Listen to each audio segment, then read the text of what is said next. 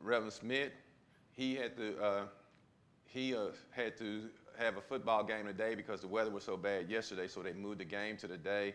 So he was the ram in the bush, and I'm the ram in the bush of the ram in the bush. Okay. Okay. And the lesson was provided to me by Pastor Jones, and it's called David the Worshiper. And usually we don't have to discuss that much because, you know, you can go out throughout Psalms and you know that David was a worshiper. So it reads, before David became a warrior, he was a worshiper. And a worshiper he remained up until the day he died. Countless days by himself as a young boy watching over flocks of sheep became schools of poetry and music for young David. He developed into an accomplished harpist during this time and even became well known for his ability beyond his own community for his musical talent. How do we know this based on 1 Samuel 16 and 18, which states, 1 Samuel 16:18, then answered one of the servants and said, behold, I have seen a son of Jesse, the Bethlehemite, that is cunning and plain and mighty, and a mighty valiant man, and a man of war and prudent in manners, and a comely person, and the Lord is with him. Now understand, so we say, how do we know this is, how do we know this based on 1 Samuel? And because if he was, even though he hadn't slew Goliath yet, but everybody around knew about him. They knew that he was a good harpist already. So we knew that he developed those skills prior to even being a great king and leader. While David obviously had some natural ability for music, something significant happened to him that possibly put a new edge to his musical ability, based on 1 Samuel 16:13 and the qualities that Saul's men were looking for. And that's 1 Samuel 16:16. What might have added to David's natural ability to play the harp?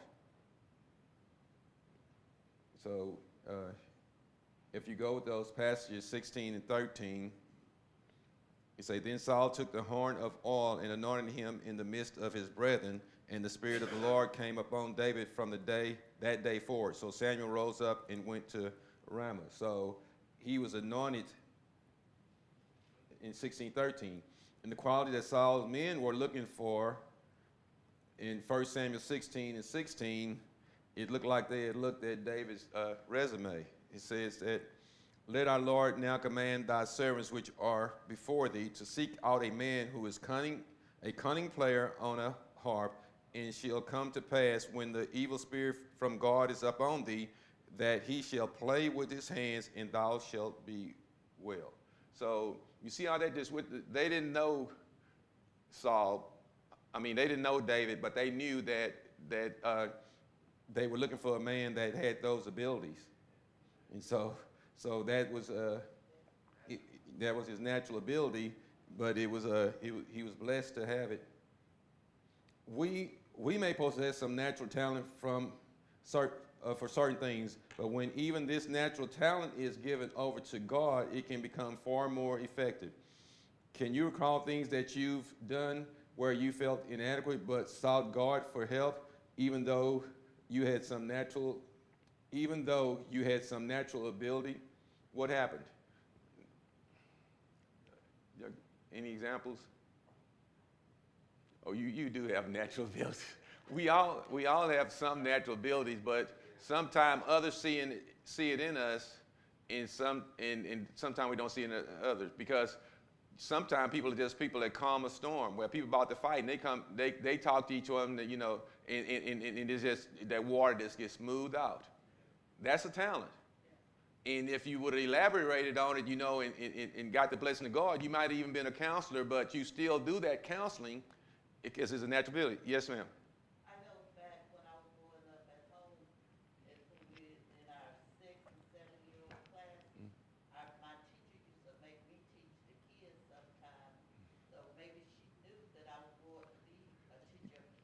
Yes. And, Way back then, I did it because she asked me, but I didn't understand that later on that talent was still in me to deal with look. okay. So So. a lot of people Okay. say, In repeating what Sister Brooks said, she's saying that even the older people noticed in her talent to teach kids even when she was younger, and then eventually she taught kids, and she even had her own daycare. So that is where she was in line with the Lord, and she took that talent and actually was able to help more kids than just those that was immediately around her. And so that's a blessing. Yeah, and the bottom line is, when you have natural ability, don't get so arrogant with it. Always take it to God. Yeah, because you got to remember, it don't belong to you. It don't belong to you. It don't belong to you. And I'm sure that the first time Earl picked up a hammer, one when he was a bona fide carpenter. Am I right? You might have followed somebody around the neighborhood that, and sometimes them men would have a deal. Guys they think had it, they'd get them to help them, because I had a little bit of talent in carpentry, but it wasn't what I wanted to do. But I had an uncle. He wouldn't ask anybody. He had 100 nephews, but he'd always go get me to help him if he wanted to put in a floor or build a porch for somebody. He always asked me to help, and he knew that when he needed something, I was already handing it to him instead of him having to say, give me this, and then explain what it was. So yeah, but in that same neighborhood, I hadn't even gone to school yet, and I had a first cousin. All he called me was a professor. Okay. Now, the others called me my age. They called me, and I was a little bit after that. They called me a know-it-all. Okay. Because I was always seeking that, but he called me a professor, which was a more positive thing about that. And so with the grace of God and his hand on me, I was a little bit shy. I never would have thought I was going to teach, okay? But in doing so, that confidence came within me, and now when I tell people that I was shy, they were like, no. But I was, and I had that fear, but God took that fear out of me. And he took that fear out of me when I was about, I guess I was like 10 or so. And so I was able to, but to show you that God be showing you things all along, I was able to do all my Easter speeches and never get stage fright. But I was shy, okay? But so that showed me that I was still able to go into an audience before I even knew that I'd overcome the shyness. And then another affirming thing, then when I was in high school, because sometimes it would come back and forth, because you know how when you shy, you battle with sometimes it's confidence. You're confident to get in front of people. Next time you don't want to get in front of them. So my counselor made me take drama. And then that's pretty much what totally cured me of being shy in front of the audience and being able to use the talent that God had given me, which was to teach. Okay, and so that's an example. Anyone else have an example of something that they were natural at, and they were able to elaborate it on with the grace of God? And Deacon Brooks ain't saying anything, but I got a feeling he was telling me what to do since he was in kindergarten. I just got that feeling. I think he's been supervised since he was a kid. That's just me, though. I can't prove none of that, but. Well, I had, like all my brothers was painters, and I had no desire to be a painter. And then after I got older, and I started painting for myself, and then it got to be pretty good, and I started doing it for people, painting for them. Yeah. And so you probably had that talent, but you didn't want to admit it because you had to put that hand on that brush. Okay, but yeah. And so I mean, and we can go on forever, but the primary thing is that what Deacon Lacey said. It should always come back to that don't belong to us alone, and that we should pray in and out of season about that talent and how God's going to make us elaborate in for the kingdom. And you grow your strength. You grow through that. You get closer to God. Yeah.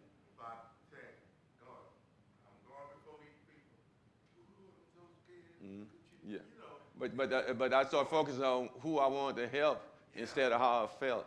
You know, and that's what we do with a lot of times. You got to concentrate on who you're going to help more than, you know, your own fears. You use it for the Lord. I know I've Yeah. been to church and whatever. Mhm. Like, bless you with that talent, and you turn around and bless you with the church.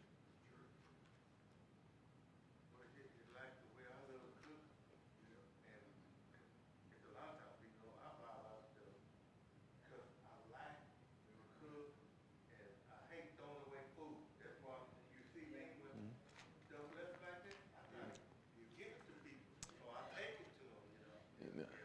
And I think, and even when we have those talents, those of us that deserve those talents, it's up to us to affirm it and continue being in prayer with them instead of leaving them on an island.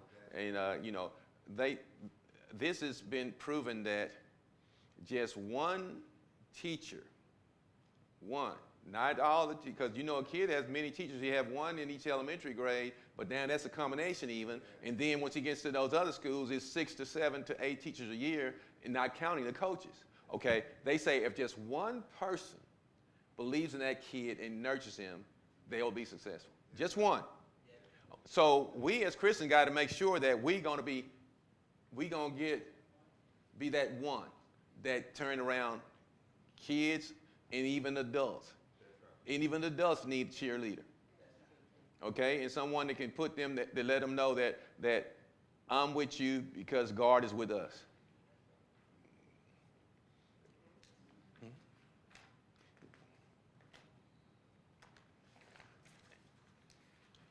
There's an interesting side issue here about the power of anointed music. Retailers know that with the right kind of background music, customers are more likely to buy in their stores. I was in Walmart today, and I almost jumped out my skin, because guess what? They were already playing Christmas music. And I try to run and flee, because I do not want to hear Christmas music before we give Thanksgiving. It ain't got nothing to do with Halloween. I just kind of I think that should be a focal point. Thanksgiving is a good thing. We give thanks to the Lord, and we give it, and we share with family and things like that. So psychologists have affirmed that music can change people's moods. Personally, I rarely work without nice music happening in the background. I believe that music is original. By this I mean that God is intrinsically musical. We know that God sings, and that's in where is that? That's in the Old Testament. Let me see if I can find that.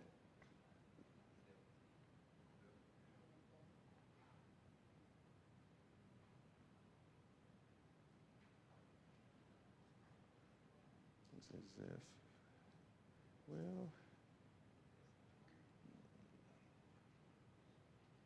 okay, I'm not finding it as quick as I thought it was. Yeah, I know it's a dog. So you found it? The Lord thy God in the midst of thee is mighty. He will save, he will rejoice over thee with joy. He will rest his love, he will joy over thee with singing. Okay, so that was 3:17? Okay. Okay, so that's saying that God sings, correct? So music has long been associated with the presence of God.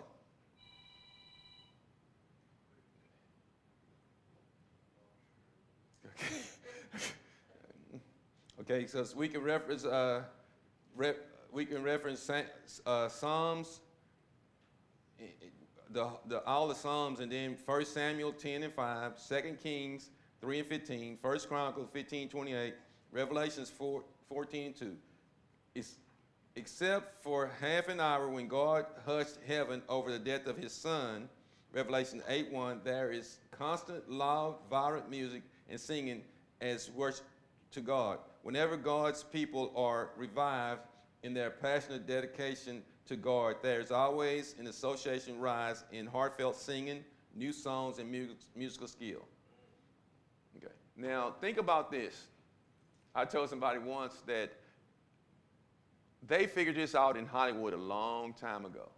As soon as they got over the silent, even when they had the silent movies, they did what? They had an organ player. It was music. They didn't have dialogue, but they always had what?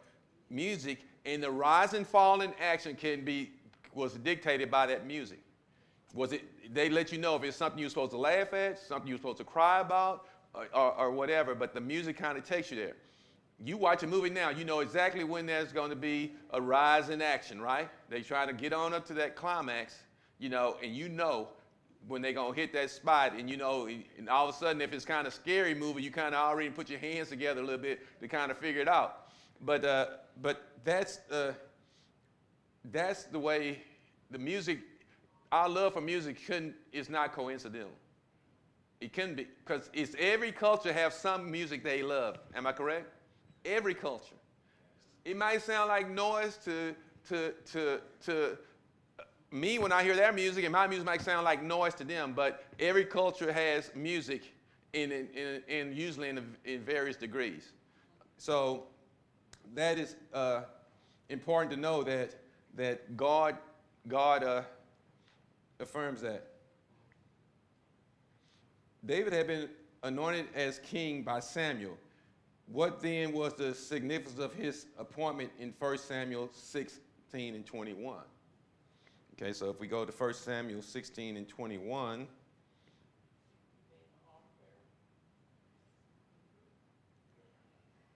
Yes. He became the armor bearer. Part of David's preparation for ruling was his ability to worship. Before we can truly serve God, we too must be worshipers. It appears that David was absent from Saul when war broke out against the Philistines. 1 Samuel 17:15. Y'all remember that great war, right?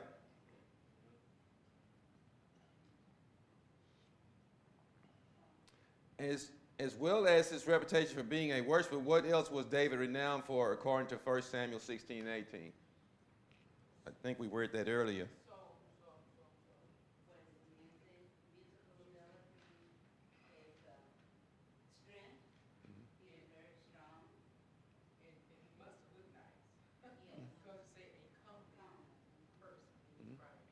Yeah. We talked about that last week. Yeah, I'll make sure that you know that he was a handsome, strong bodybuilder. He was somebody was good to look at the eye. Yeah. And that's throughout the Bible. They talk about that fact. So he went, and I think they have a statue of him with, and his hair was a little curly. He wasn't straight. Okay.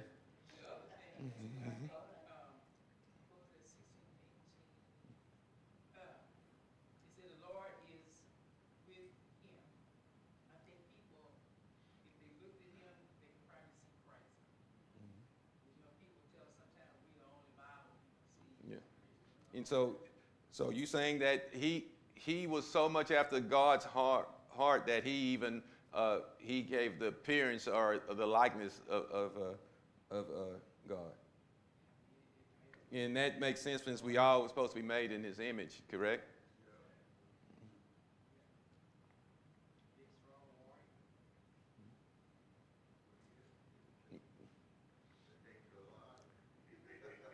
So It's kind of amazing when you read that how he had on all, they put all that armor on him and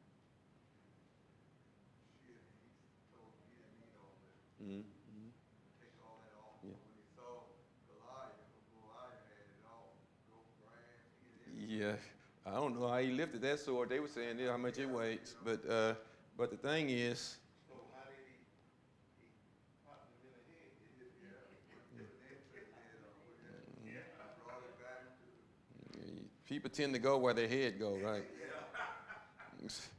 Okay, so that's okay, but okay, so in 1 Samuel 17:15, it says that, but David went and returned from Saul to feed his father's sheep at Bethlehem. So when it says that's why he wasn't with Saul when the war broke out against the Philistines, because he was still going back to be the 10 sheep for his father. So what does that mean there? Even though David had done all these things, he was getting this rapport and this status in life, he still never stopped being a shepherd. He still kept tending the flock. Okay, so no matter how big we get, we still need to tend to our worship, our calling. As well as a reputation for being a worshiper, what else was David renowned for according to 1 Samuel? You already gave us that. David is a great example of someone who had natural talent but didn't rely on his own natural abilities. Even after he received an anointing from God, he continued to be humbly seek God for help. How did this eminent musician and warrior commence his day? And that's Psalms 5, 1 through 3, Psalms 28, 1 through 2, Psalm in 30, 1 through 2, 39, 12, 69, 3, 71. So I'm sure we're going to find pretty much the same thing in those. Could someone give me Psalm 5, 1 through 3 said? Give ears to my words, O Lord, consider my meditation. Hearken unto the voice of my cry, my King and my God. For unto thee will I pray. My voice shall thou hear in the morning. O Lord, in the morning will I direct my prayer unto thee, and I will look up. So, exactly. That is important. Okay? It's kind of automatic, like sometimes we pray before we eat, and we need to, but it's kind of hard because we got to be there. Okay? You've got to be there. But I know when I used to be driving up to the school, I would always have a simple prayer. You know, when it'd be, Lord, when I act today, have me act as you would have me act. When I speak today, have me speak as you would have me to speak, dear Lord. And please help me continue to get people to do more than they thought they could do. Please continue to help me get people to do more than they thought they could do. Okay. So if I'm trying to get people to do more than they thought they can do, guess who's going to do more than they thought they could do? Yeah, that's it. You know, and that's simple. That's simple. It's not selfish, you know, to want to make people go a little bit farther than they thought they can go and appreciate life a little bit more than they thought they could. And so that's a simple prayer. And so we can go and we can, you know, like they said, the guy that was get out there public and throw water on himself and pray out loud and let everybody in the world know that he was having a conversation with God. They say you can just go to your quiet closet. Your quiet closet can be your car on the way to an event or to work. You know. I heard some on TV dealing with Kevin McCarthy. One of the senators said, I pray for everything that I do this morning. I pray whatever certain thing we're going through, I pray about it. He said he talked to McCarthy and he told him he was going to pray about the situation of him being, out of the House, Speaker of the House. And he said, McCarthy mocked him. And he said, after he did that, he made his mind up that he was going to go, Okay. You know, yeah, he mocked him. M-O-C-K. Mock. Okay. Now let's understand what's going on. Okay. Here, David is starting his day worshiping the Lord and asking God's permission and asking for God's support at the same time. Okay? He asking God's permission and for support at the same time. We would benefit to do that. I know Congress would benefit to do that, but we could have a whole new lesson on what could be different.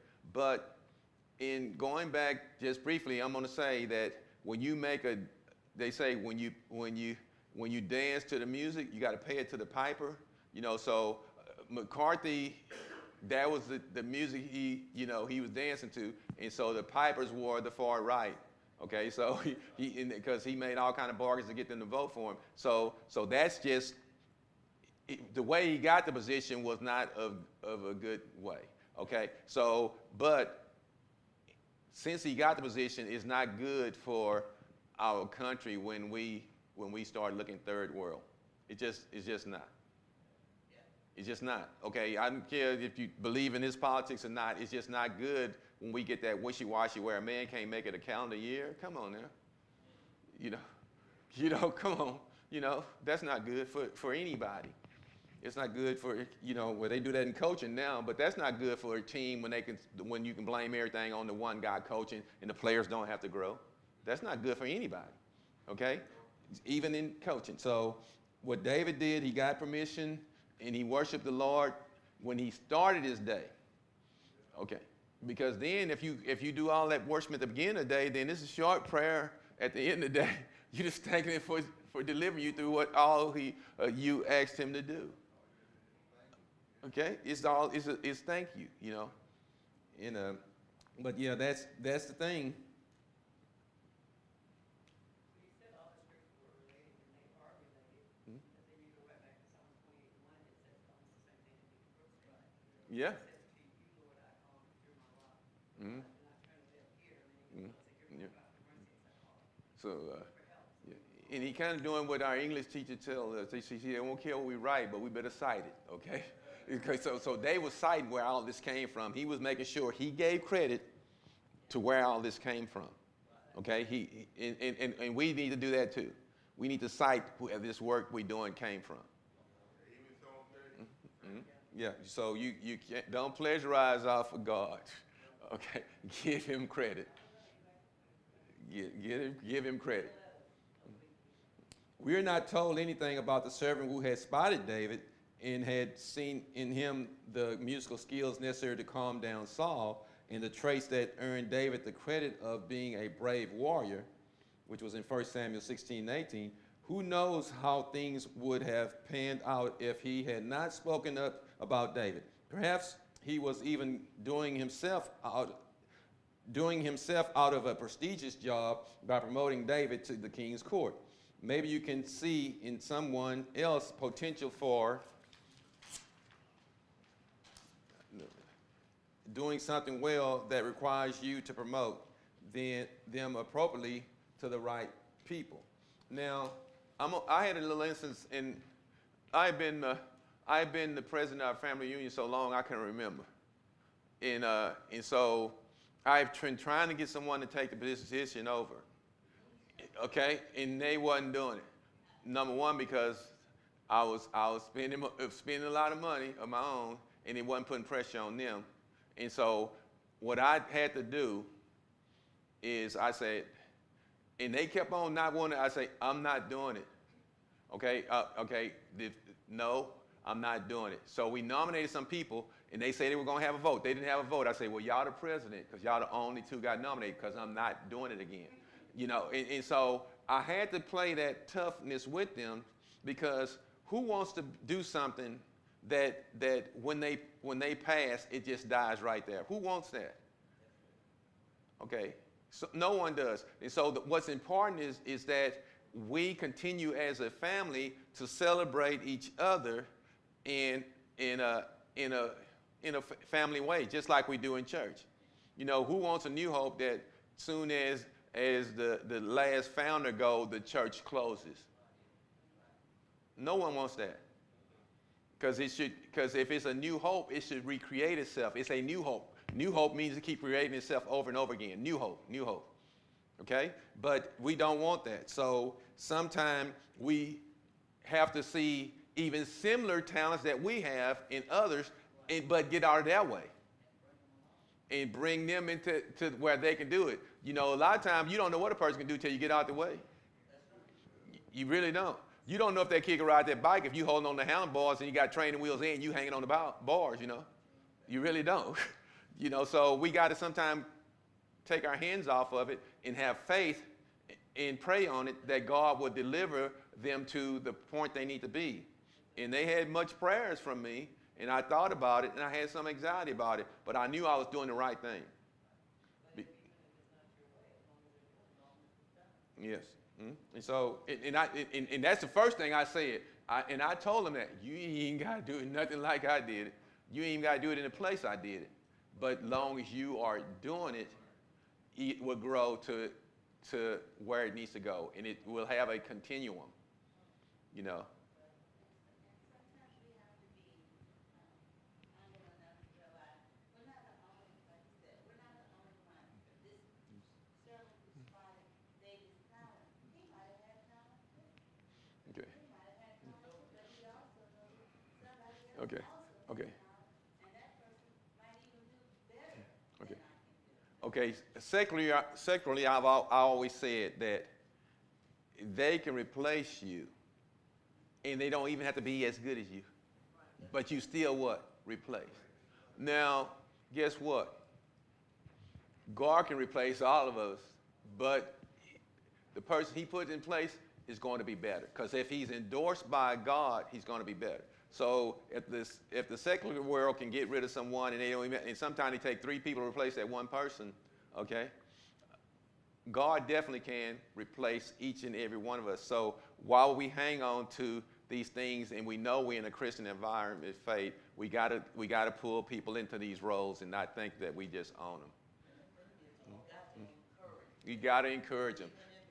It don't have to look nothing like it. If they say they're gonna do the prayer breakfast, don't give them a critique of why you would have done it better. It's not that. Just encourage them and elaborate on things that they did well. Okay? Because believe it or not, I know when I messed up. I really do. Now, I don't want to admit it out loud. I know about those things. But to get me to go take the risk of messing up again, because I won't make that same mistake, you got to tell me what things I did right too.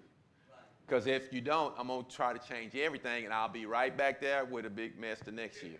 Because I'm trying to change everything because you made me think that I did nothing right. And one negative person can come to that person and mess up everything that you've already done. It's just like forcing somebody to give an apology, and your feelings be more hurt after the apology. You know, you just cannot do that, because a lot of times you think you come in, yeah, that was great, but you could have done da. Well, you just erased all that was great. You didn't erase it all. You didn't erase it all. So sometimes it might draw blood from your lips, because sometimes people can be where they didn't seem like they were trying hard enough, but you still got to give them some kind of encouragement. And they're doing their best. Mm-hmm. Yeah, that might have been the best they ever did. Right. But they did what they could do. Yeah. And then if At the same time, hey, and 2, my theory is that if you didn't help before, don't come in after. Okay? If you didn't help before, don't come in after. I would have to pray for, I'll say, okay, the next time you do it, Yeah. do it your way. Yeah, and 2, and this is how we hurt people feel in the church. I'm going to say, I'm going to pray for you. That's the most hurtful thing you can say to somebody, to tell them that you going to stop praying for yourself, and you're going to devote your time to just praying for them. I'm going to pray for you on that. I'm going to pray for you on that. I mean, that's kind of like, whoa, you know. You should pray for them. You but should. Don't tell You don't have to tell them that. You don't have to tell You don't have to tell them that. Because I tell people all the time, if somebody say and do things and try to hurt your feelings, if they make you mad, they controlling you. Yeah. Oh, yeah. I said, it's funny, Deacon Lacey. I said the other day, I said, if somebody was talking about, I say, see here, y'all talking about them, and they all up the road. I say, why would I waste my time talking about somebody? Number one, is not here. They up the road, and they ain't spending none of their time worrying about you. None of it. Okay, they gone up the road, and they had a second thought, and you still over there talking about them and what? And I ain't got time for that. I really don't. We had one deacon, all he would say, when something go wrong, is Lord help. Lord, I know who that is. I know who it is. But the thing is, I think we'll begin to enjoy each other more when we focus on those things that pull us together instead of those things that push us apart. You know, like, okay, let's fast forward to Easter Sunday. Okay, we ain't seen you in a long time. Guess what? You ain't gonna see him another long time. Okay, you tell somebody on Easter Sunday you ain't seen him in a long time. Guess what? You ain't gonna see him next Sunday, because they finally said, okay, this is the one day I can go back and get in there and blend in with all the other people that ain't been going, and then maybe start back to going. Yeah. But if somebody tells them how long it took them to see him again, then they probably out of here. They probably out of here. Yeah. Okay, it's nice to remember other people's names. It shows basic interest for that person and even care. David remembered names. Saul didn't. This is just one reason why we know that David had a shepherd's heart while Saul had a self-centered heart. May God make us all a little more like David, the worshiper. Okay, so what? Okay, why is it? Let's talk about that a little bit. Yeah, we got to talk about a lot bit. Well, he gave me 3 little pages. I did? Okay. That's the big scene. See that? I missed it. The music wasn't playing. If the music would have got high and dramatic, I wouldn't have missed that. Okay. We will explore David's tussle with Goliath in the next study. But what does 1 Samuel 17:55 say about how King Saul must have regarded those in his close service? Okay, 17:55. 1 Samuel 17:55.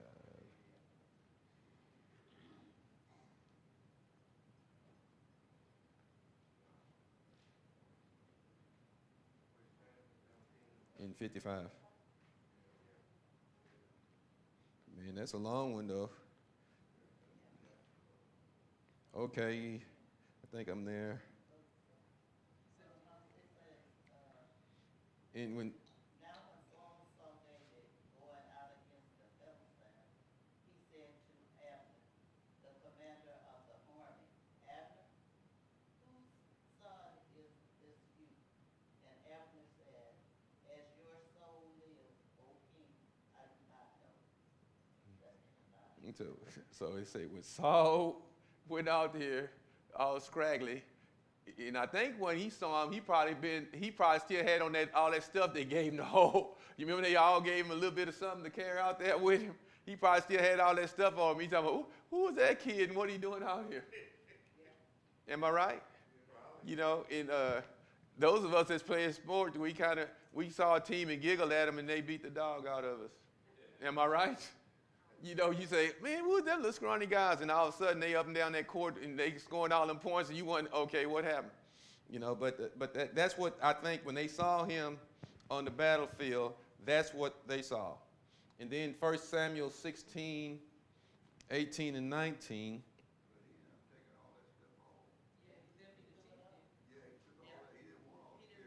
No, he threw it down. But I don't want to ruin that's a coming to a church near you, that part.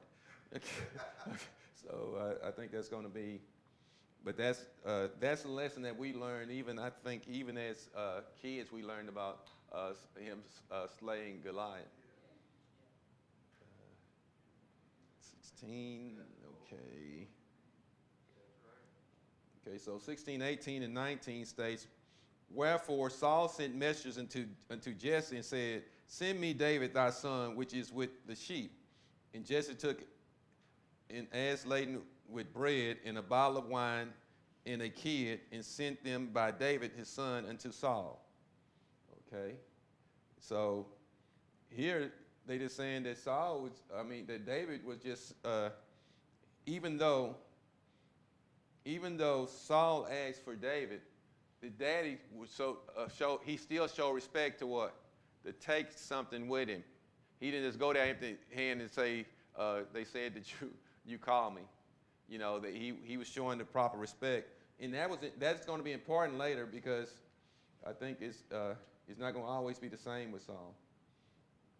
It's nice to remember other people's names. It shows basic interest for that person and even care. David remembered names. Saul didn't. This is just one reason why we know that David had a shepherd's heart, while Saul had a self-centered heart. And may God make us all a little more like David for the worshiper.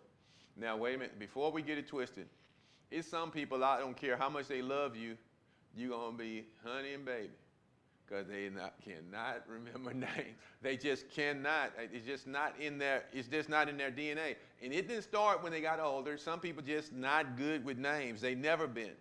And it just gets worse when you get older. You know, and then you take Sharon, she'd be saying, that's so-and-so and so-and-so. And I'm like, what? You know, because she could be in the room and she going to get a percentage of the names that I'm not going to even get close to. You know, she can say, oh, that's that guy that looked like so. Now, I know how they look, but I don't know their name that go with it. You know, you remember the guy that did so-and-so? Oh, yeah, I remember him. Yeah, that's so-and-so. Okay, that's good, if you say so. You know, you get in there, but some people, they could go in there, they could shake hands, and they'll know 75% of the people that they shook hands. I'm not that guy. I'm not that guy. You know, but am I self-centered? No. But the thing is, that's not what they mean. But if you show them genuine concern and a good firm handshake, and even if you meet them again and you say, well, I can't remember your name, but aren't you the so-and-so, one that did so-and-so and so-and-so, I appreciate that. They still kind of get it. And then I think once you meet them, when I meet them a second time, I got the name. I just cannot remember names the first time as good as Sharon can. I just can't.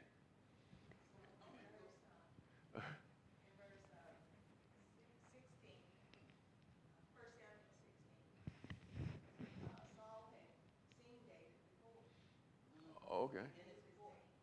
Okay.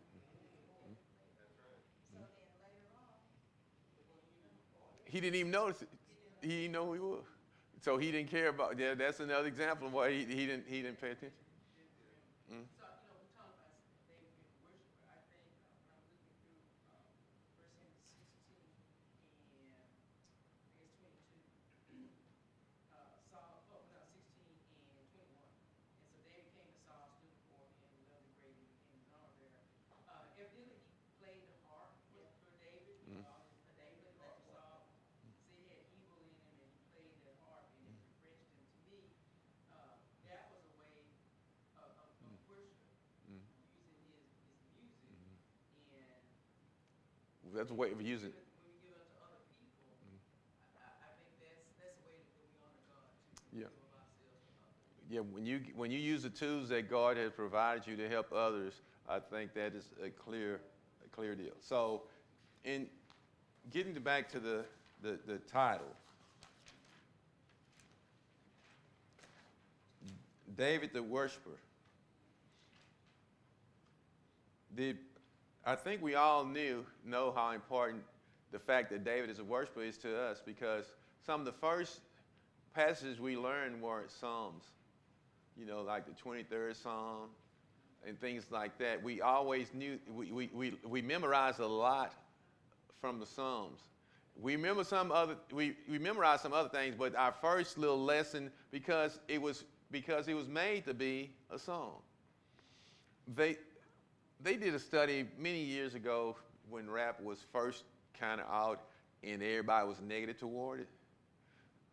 They put some key crucial words in rap. They even put some SAT words in there. And those kids learned those words because it was put to music. Okay? It was put to music. And so they were like, these kids not going to, this is just a waste of time. No, they didn't. And it was one teacher that was out there that he could rap. And he would run out those facts like that about history and all that stuff. And those kids got to where they could rap that history, and they were passing their class. You know, so music is I'm trying to think of which group said that music is a healing force of the world. You know, yeah. So it really is. But I think I told my friends, I say, if life had just music playing like the movies, I say I would never die, because when the music got that serious, I'd go to where it was softer and smoother and happier. You know? But the thing is, I think that in our worship, we got to realize that it first comes from God. Okay? And all our worship should be directed at Him. And then the next thing, it should go back by us, and so we should still give, help each other. And because that's why it made it important that David was able to see individuals. And it also meant that he knew the needs of individuals. Because even though they brought David there to play the harp, how many of us been brought somewhere to do something? And I got an example, and I won't call any names, but we had a teacher that she was hired to do one job. And then she got to the second or third year, she's saying, I'm not doing that anymore. I'm like, what? You know, you were hired to do that, okay? So the principal came to me and said, well, what did I do? I say, okay, tell her that if she want to resign from the job she's hired at, she can apply for the one that she wasn't hired at. Guess what? She was quiet. Okay, and that wasn't being mean. Is that when you signed on for something, if that's what you wanted, then you shouldn't have signed on for it, because the teachers get to pay no matter what you teach. So if that's the job she wanted, that's the one she should have applied for. You know, but you don't hold somebody ransom because they think it's someone else that's doing a job that fits that better, and you actually fit the position that you're in. You know, and so does that happen in the church? I've signed. I'm good at this, but I want to do that. Okay, but you signed on to do this. Okay, but I don't want to do that. I want to do this. And then you want to push somebody else out the way that may have more talent than you do for that, and that's really what that they're gifted in. That's what you think you're gifted in. That's what they're gifted in. That's what you think you're gifted in. You know, that's why I tell everybody right away, ain't no confusion. I sing solo. Solo, you cannot hear me. Okay? It's not my gig to get up there and lead a solo. I lead that to Deacon Brooks. You know, but the thing is no to me getting mad because I didn't get a solo and I know I can't sing one. And the only one thing I sound good is the person that hear me in the shower, which is me.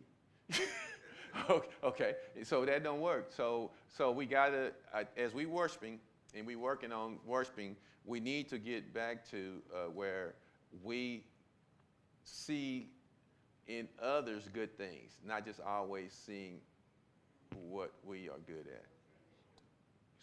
You'd be surprised how many people cannot. They got this little thing that they cannot compliment anyone. I know coaches like that wonder why they team down and they can't ever say anything good to the team to make them think that they're good. You know, so we got to start nurturing each other more. We got to be careful when people come into our house that we don't give them what I think Reverend Smith said, church hurt. You know, and it takes a little less selfishness to do that. You really got to be selfless to do that. Because natural instincts is why it was necessary for Jesus to come here, isn't it? Our natural instincts is to be sinners. That's what, you know, is to go against the grain. But we have to, in doing so as Christians, we got to start seeking to be good, knowing that we will never ever be perfect. And let me answer this question for me. Can you have perfect intent without being perfect? Can you have a perfect intent without being perfect? Yes, you can. And so if you start perfecting your intent, you're going to get closer to being what God wants you to be, but you will never be all the way there, because that's why we have Jesus Christ. So he's intervening for us. But that don't mean that we shouldn't be seeking and striving to be those loving people that make everybody want to come to this church. If people come to this church and we real nice to each other and we all having and we laughing like we used to do, okay, and not worrying about who backbited who the most recent, I guarantee you, that's what, you know, and Deacon Sorrell says it better than anything. Who we say we are is far different from who we are. So how he says is, what a man say and what a man do is two different things. Okay? Okay? That's how he says. And so, isn't that true? We could talk about what New Hope is all day, but if that ain't what New Hope is doing, if New Hope is not giving new hope,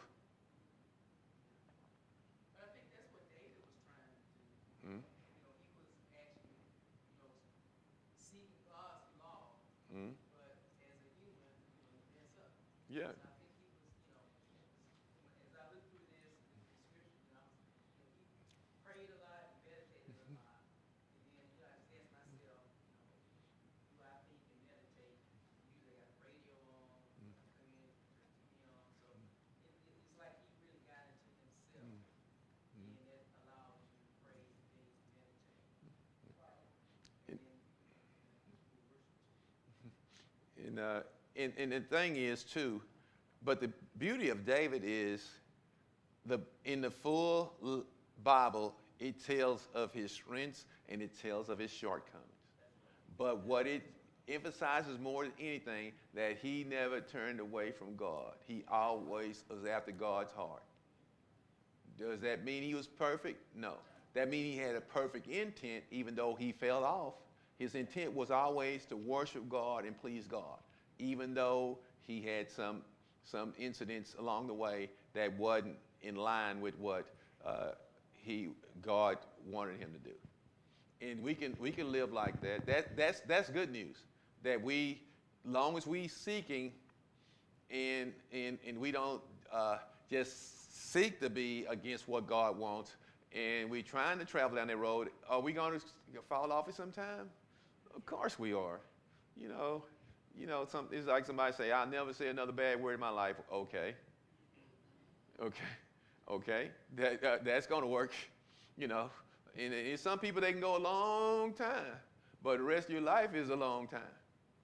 But if you start one day at a time saying, you know what, I'm going to start using real English when I get upset. And I'm going to start having a whole conversation at work. I'm going to start having a conversation at work where people can't identify what the verbs or adjectives or nouns are, because every other word is a curse word. And it's still like that on the planet. I mean, I'm like, do they really know what each other's saying? I guess they do. And you know why I know that's how it is? Because it's the same way in the barbershop. Okay? So but as we start to growing toward what we think is important, if we start with the worship part in the morning, as David did, and ending up your day, and then I know you're gonna bless your food through the day, so that's kind of given. But the thing is, if we start there and say, that's a good idea. Well, I'm gonna try to just have my talk with God in the morning before everybody else make my face turn into a thousand frowns. Okay, and then I think the first person that cut you off in traffic might not get what they would have got if you hadn't been prepared before you left the house. Okay? And so, in Pastor Jones' absence, and me being third string, I hope y'all got something out of the lesson tonight. Okay? Okay, and so I'd like the Deacon Brooks to close us out in prayer and give us a little safe travel home. I don't have any announcements because Carnell not here. Do y'all have announcements? Okay. Wait a minute. Let me. Okay. So it's going to be Saturday at 9 o'clock. Okay, Huh? say it again. Saturday at 9 o'clock, so-and-so will be in the Hope Center. Okay, and again, Sunday school is at 8:30 on Sunday to 9:30. If you at Sunday school, there's breakfast involved, right? And then Sunday worship is at 10. And I think our pastor is going to have another guest because this is our revival Sundays this month. So we'll have a different minister each Sunday. So it's going to be Reverend Jason Sadler this Sunday. Okay? Okay, well, thanks, everybody, for coming out and fighting through this rain. And see y'all Sunday.